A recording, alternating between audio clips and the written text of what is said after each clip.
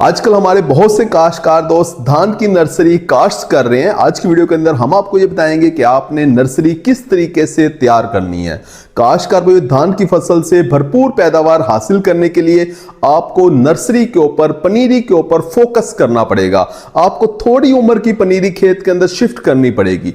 यानी अगर आप 1509 या 1847 थोड़े दुरानिया की वैरायटी अगर आप काश्त कर रहे हैं तो 25 दिन के अंदर अंदर आपको पनीरी खेत के अंदर शिफ्ट करनी पड़ेगी। एक दिन लेट करेंगे 1 मनफी एकड़ पैदावार का नुकसान हो जाएगा, 2 दिन लेट करेंगे 2 मनफी एकड़ पैदावार का नुकसान हो जाएगा। इसी तरह से अगर आप कायनात 1121 या 1885 या इस तरह की लंबे दुरानिया की वैरायटी अगर आप काश्त कर रहे हैं तो 35 दिन की पनीरी आपकी खेत के अंदर शिफ्ट हो जानी चाहिए।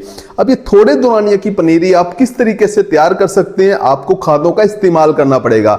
याद रखें, दुनिया के अंदर अब थोड़े दिनों की पनीरी जो है वो खेतों के अंदर शिफ्ट कर दी जाती है। दुनिया के अंदर अब ये बातें की जा रही हैं कि 18 से 20 दिन की पनीरी को खेतों के अंदर शिफ्ट कर दिया जाए। लेकिन हमारा काश्तकार दोस्त यही पूछ रहा होता है कि 25 दिन में पनीरी को किस तरीके से तैयार किया जाए। आपने खादों का भरपूर तरीके से इस्तेमाल करना है, नर्सरी के अंदर इस्तेमाल करना है, लेकिन एक अच्छी मैनेजमेंट के साथ। आपने क्या करना है, जिस जगह पे आप नर्सरी लगा रहे हैं वहां गोबर वाली खाद का इस्तेमाल करें।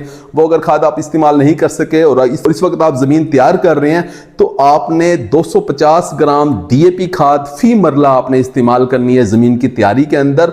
साथ में आपने SOP पोटाश जो होती है वो भी आपने 250 ग्राम फी मरला, यानी 1 पाव DAP 1 पाव पोटाश दोनों को मिक्स करके फी मरला के हिसाब से वो आपने जमीन की तैयारी के अंदर ही डाल देनी है। इसके साथ ही आप 50 ग्राम दानेदार कोई भी जहर लेके वो भी आप दरमियान में छटा कर सकते हैं ताकि कीड़े जो हैं वो जड़ों को खराब ना करें। DAP खाद का आप इस्तेमाल करेंगे, जड़ें ज्यादा बनेंगी। पोटाश वाली खाद का आप इस्तेमाल करेंगे, पनीरी मजबूत बनेगी।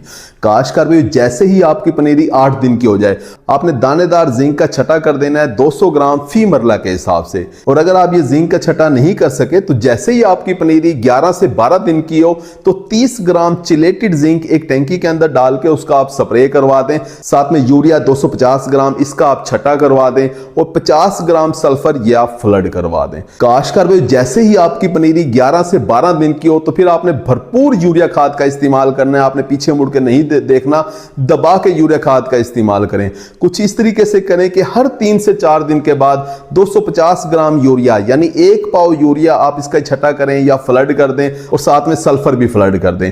इस तरह से हर चौथे दिन आप यूरिया खाद का इस्तेमाल करते रहें। आपकी पनीरी गहरी सब्ज होगी और कच्ची पनीरी होगी। काश्तकार भाई, ये पनीरी जब आप खेत के अंदर शिफ्ट करेंगे तो बहुत तेजी के साथ ये बच्चे बनाएगी, यानी बूटा बहुत अच्छा बनेगा, यानी टिलरिंग ज्यादा होगी, शगुफे ज्यादा निकलेंगे, आपकी पैदावार बढ़ जाएगी। अब यूरिया खाद का इस्तेमाल आपने कितनी दफा करना है? 3 से 4 दफा, जितना आप कर सकें करें। हर तीसरे चौथे दिन आप यूरिया खाद का इस्तेमाल करते रहें।